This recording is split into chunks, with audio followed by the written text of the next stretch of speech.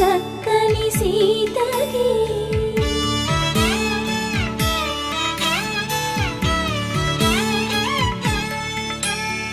పుడతవి పునవేలు విడిచిన పుడమియల్లుడు రాముడే ఎడమ చేతను శివుని విల్లును ఎత్తిన రాముడే ఎత్తగలడా సీత జడ